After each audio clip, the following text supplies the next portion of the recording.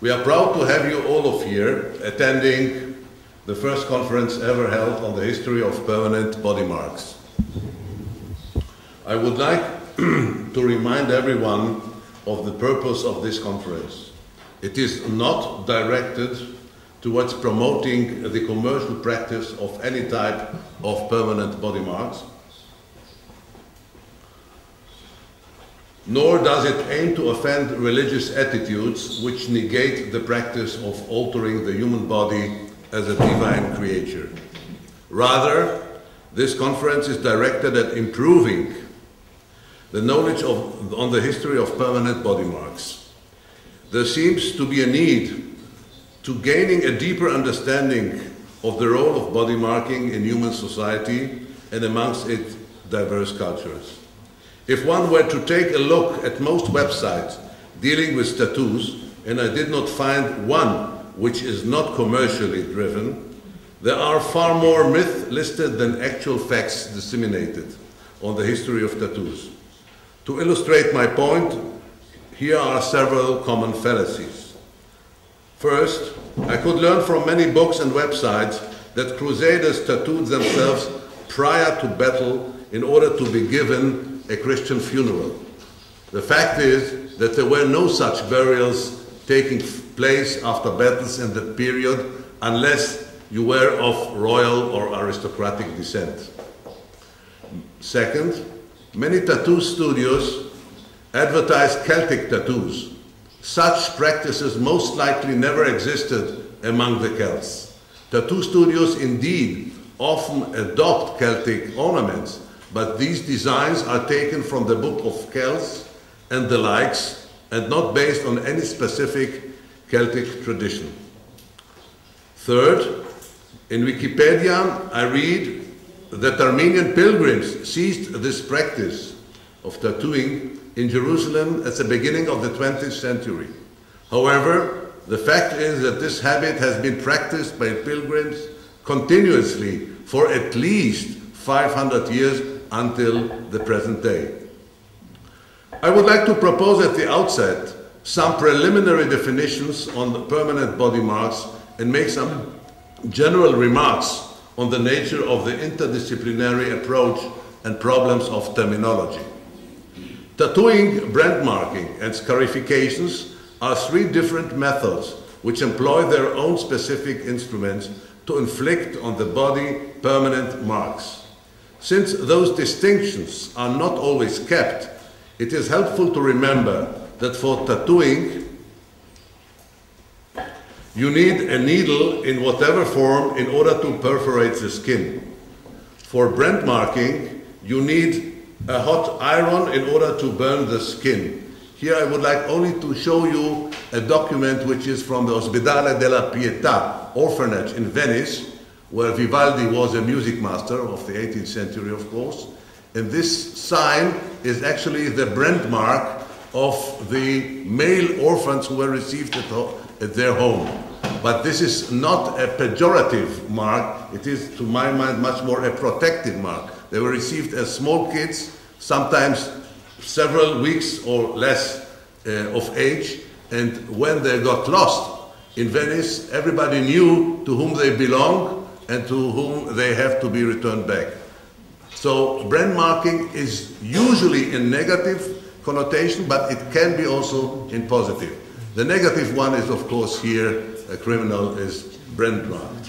Now, and for scarification, you need a sharp tool, a knife or the like, in order to cut the skin.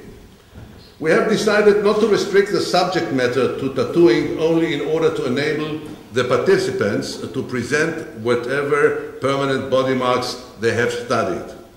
I have the question open to what extent laser technology will change the notion of permanent marks. The relationship between real and virtual marks is occupying mainly those researchers who are interested in material traces of marks. It seems to me that tattooing is a more sophisticated procedure among the three, as it requires pre-planning and at least two persons to implement it. Tattooing can be compared to a primitive offset printing procedure. This may bring us to a new understanding how tattoo board blocks are related to textile printing. This conference, the first academic interdisciplinary meeting on the topic, would like to highlight the research conducted thus far in this field. It aims to draw special attention to the importance of permanent body marks as an expression of identity. Permanent body marks are signs with specific meanings which are executed coercively or voluntarily. They can symbolize a social rank, identify ethnic affiliations, indicate experience of religious pilgrimage or of a rite of passage, or display therapeutic points. They can also be a sign of rebellion or diversity. The study of the history of permanent body marks is a new branch of knowledge. It is a contradiction in itself, since such a mark on the skin, so long as it has not been flayed and put in formalin or portrayed, has no history. It is likely to disappear from historical memory once the skin is buried with its owner.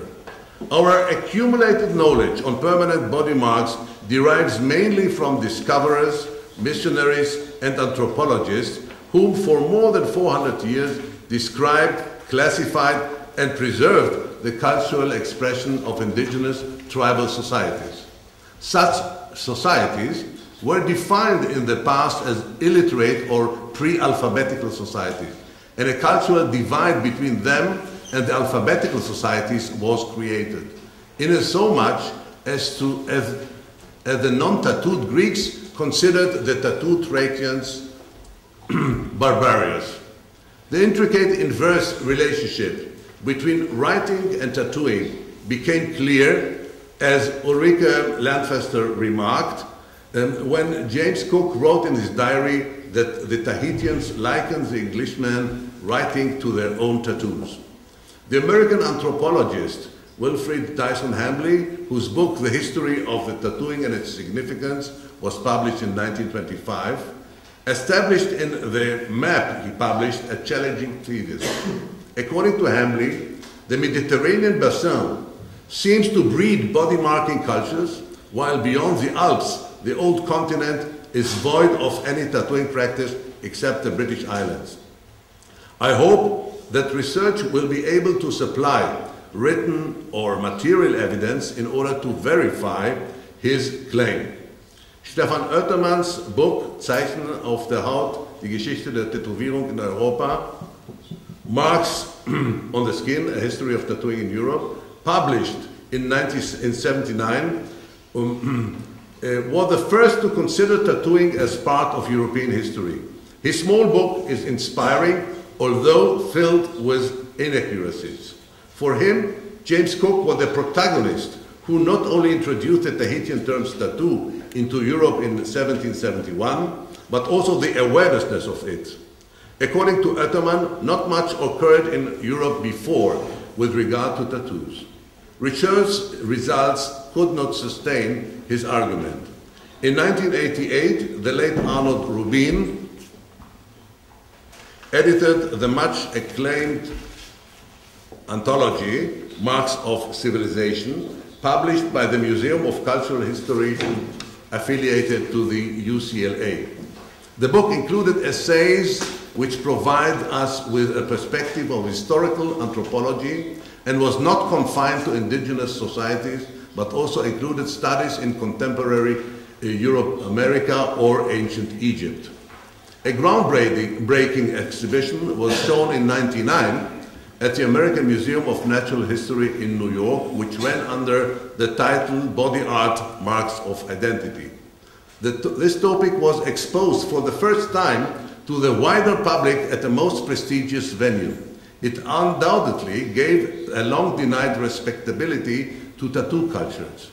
Unfortunately, the memory of this exhibition will fade away like tattooed skins that disappear in the graves. No catalogue was published of that great exhibition. Only a leaflet remains and memories, but will fade away. In the year 2000, a seminal anthology was published under the title Written on the Body, the Tattoo in European and American History. We are proud to have the editor among us today, Professor Jane Kaplan from Oxford University, who will honor us by being the first speaker. Her anthology was the first one entirely dedicated to European tattoo history from antiquity until the 20th century. And it reflected what I consider the culmination of an emancipatory process. For the first time, European civilization is treated as an entity deserving the attention of historical and anthropological research on body marks. In 2004, the periodical Micrologos, published by Sismel in Florence, was devoted to the medieval concept of skin. Some studies dealt with medieval body marks. Ladies and gentlemen, dear colleagues, it is time to lend a hand in order to integrate the accumulated anthropological wisdom with a bold effort to extract historical evidence of permanent body marks from written remnants of the past. As a first step, we must be aware of the minefields of blurred terminology.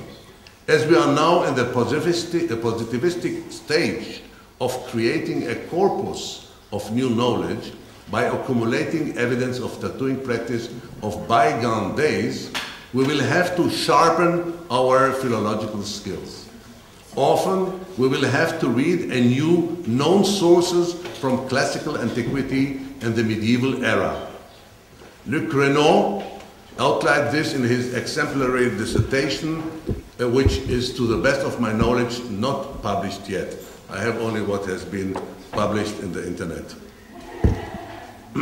This is only the bibliographical and the pictorial instruments. We should use more critically translations made in the 19th and 20th century. Translators who lived through periods that developed an aversion to body marking tend not to translate body marks correctly, and if they do not distinguish between the diverse types. To a great extent, tattoo history is still a history of its terminology. In the ancient Middle East, the biblical Hebrew had a clear agreed term mentioned in Leviticus 19:28, Ktovet Ka'aka, literally translated into incised script, which has maintained the same meaning until today. In Akkadian and later Assyrian and Babylonian, the term abutum, found in the laws of Hammurabi, meant tattoo to indicate permanent slavery. The determinatives mentenu in Egyptian hieroglyph may stand for tattoo. In Hadith tradition, the book Bukhari Sahih mentioned rather often the Arab terms washm for tattooing and washima for the woman who performs it. The Greek used the verb stitzein for tattooing, whose meaning is to puncture or to stitch. It may derive from the Indo-Germanic root stig or stick. Its meaning is rather to stitch with a needle and not to brand a mark. The Greek-Latin term stigma and its derivations comes from this verb. Only since the seminal article by C.P. Jones in the Journal of Roman Studies has it become clear that the classical use of the term stigma meant tattooing and not brand marking, which was reserved only for animals. The Septuaginta translates the tattoo mark in Leviticus literally into grammata sticta. The term stigma appears in the Septuaginta translation of the Old Testament only once, and curiously enough, in the Song of the Songs 1:11, as the translation of the Hebrew word nekudot in the sense of punctured points in a silver bracelet. In the New Testament, stigma appears again only once in Paul's letters to Galatians 6:17 as stigmata tu Jesu, the tattoo question mark or marks of Jesus. It's not clear what is meant. The Vulgate followed the same translation as in Greek. The term stigma signified from the 13th century on the marks of the passion of Jesus, and the ones of those who imitated Jesus were called stigmatizations. Here I will show you an unusual picture of stigmatization, not with San Francisco's, but the so-called Cristo de Domenica. It's another type of stigmatization, which is actually admonishing all artisans in Italy and sometimes in the Alps. We have 12 pictures of that kind. The artisans are admonished not to work at Domenica, at Sunday. So if they work, they hurt the body of Jesus. This is the meaning here, and I found it a very interesting example. Here you see tools of artisans who are admonished. This fresco is not far from Rome in Montefiascone.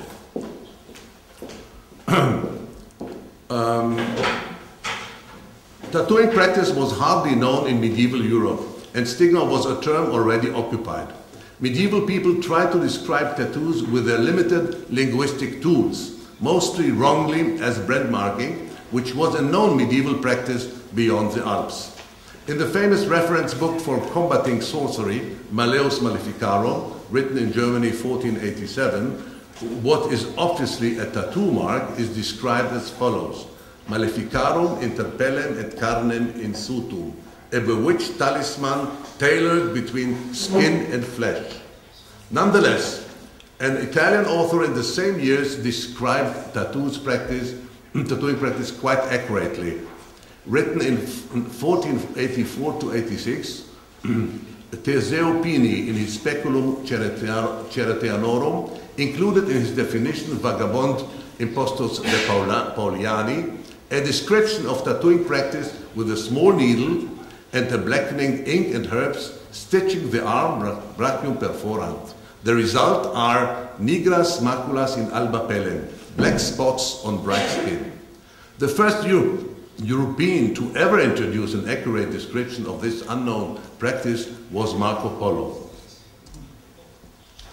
Here, it's a very good example which was discovered by Denis Bruna from Paris, from the Louvre, in which, curiously enough, the story goes to tell us about an eagle on the right shoulder of the Georgian king.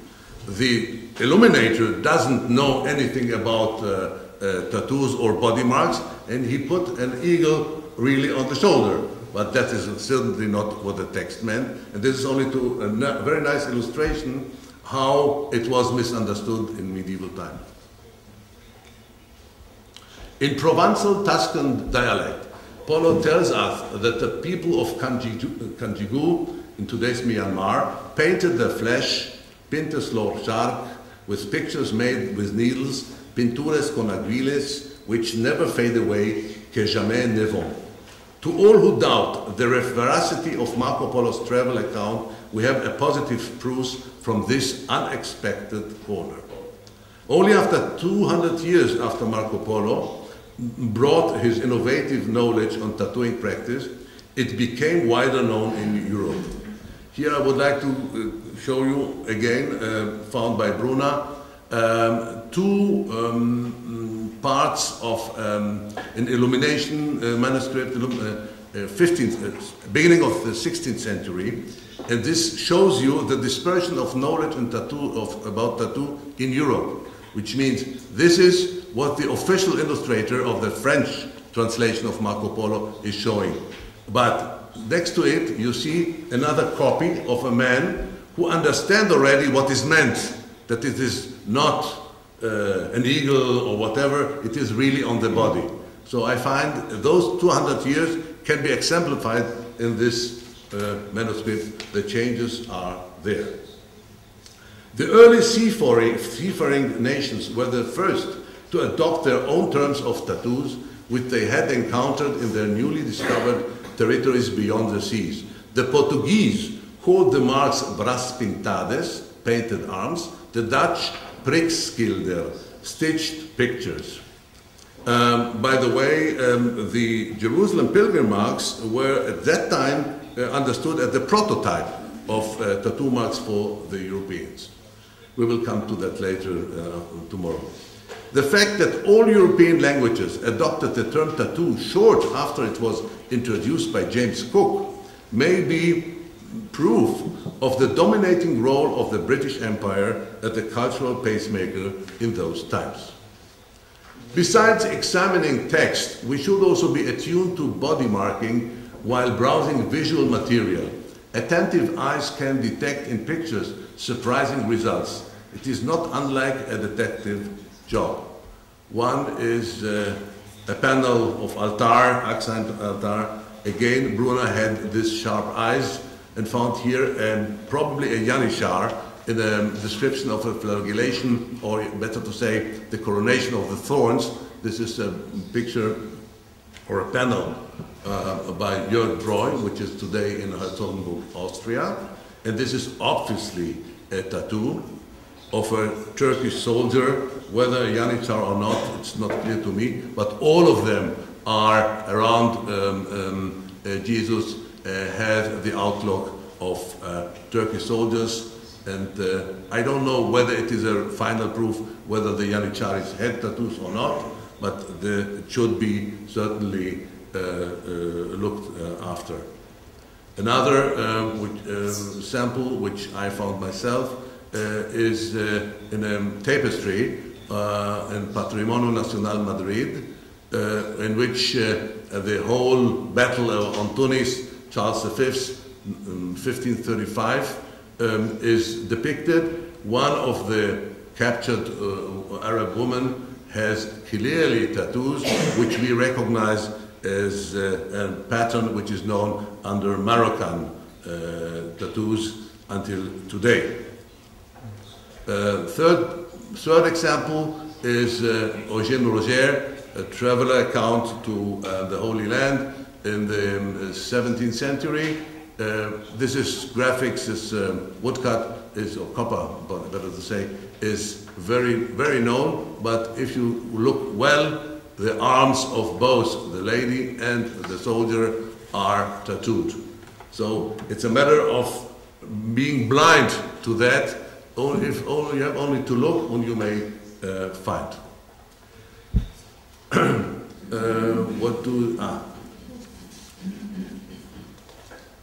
This conference is divided into 4 sessions, each one devoted to a unique dimension: methodological, anthropological, European, historical, and religious. You have the program printed before you, so I do not have to go into details.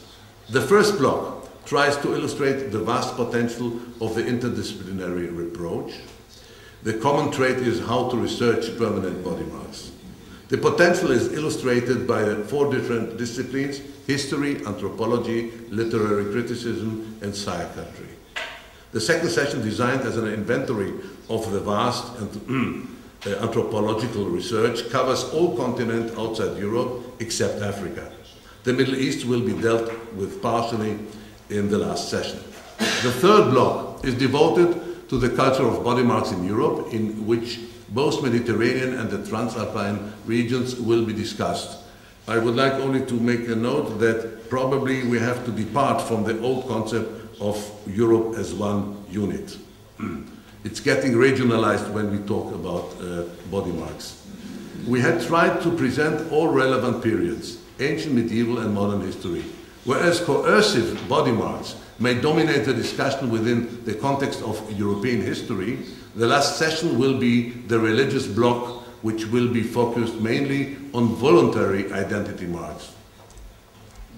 Sorry, this is what I wanted. You know him, this is Oscar Pistorius, the handicapped racer of 400 meters, who has more or less a whole quotation of Corinthians 9:26 on his back. And it is, I didn't found the real translation, it is a little bit freely inscribed in his skin. I therefore surrun not as uncertainty, so fight I, not as one that beateth the air, but I keep under my body and bring it to subjection, lest that by any means, when I have preached to others, I myself should be a castaway. I think a very nice use how a religious message is written on the skin. After dwelling on the concept of corporeality, we will explore tattooing practice as a religious experience during pilgrimages and the body marks as apotropaic device to protect the righteous. This is for Professor Bar-Ilan, one Jewish Old Testament, Ezekiel, and one the revelation from the New Testament. Both, when I can see with my eyes, are not tattooed but painted on the face, forefront. The session will be concluded with homage to Italian tattooing and its historical and contemporary dimension. After this session, the last one, we will conclude the conference with an open discussion for all the participants to discuss where we go from here. Do we continue to deal with body marks in a fragmentary way? Is it feasible to establish an association that will act as a forum for interdisciplinary research on permanent body marks? Should we establish a site for disseminating research results? Should we place on the web tools for research, such as an image bank or an ongoing bibliography which will be updated periodically? There will be a lot of things to discuss. I hope this first convention will provide further impetus towards intensified dialogue between all the relevant disciplines. Thank you for coming, and I hope to see you all at the concluding debate tomorrow late afternoon.